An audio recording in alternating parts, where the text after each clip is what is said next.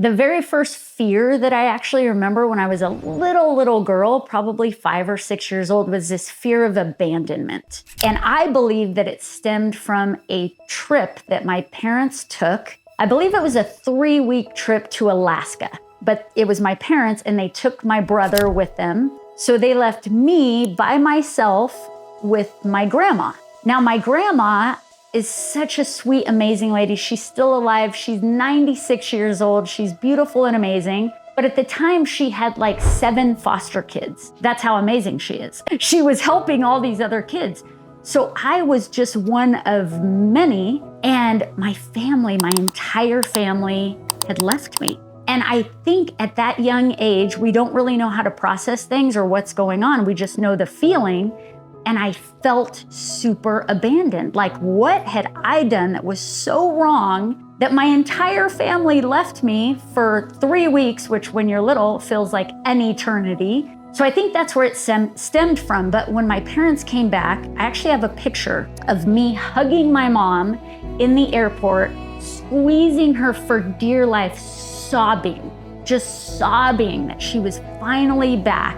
I thought they were gone forever, I guess. And from that moment on, anytime she left out of my sight, even to go to the bathroom, she tells me now that I would stand outside the door just sobbing for my mom and not wanting to be left again or abandoned in that way.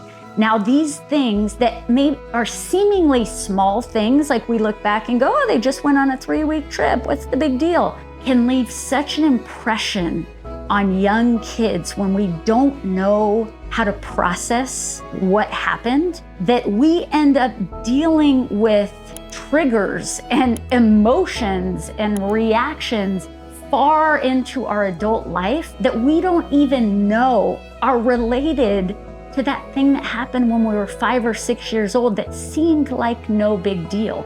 So this fear of abandonment is something that I have had to work through and really gain awareness about where it started and how I now am safe, I am held, I am loved, and I am enough. And that takes time and maturity to kind of gain awareness of those things and heal those emotional wounds. So what are those small things in your own life that seem small back in the day that you really think might be affecting the way that you make decisions today, the way that you respond versus react, the way that your triggers are pushed? What are those things from your past?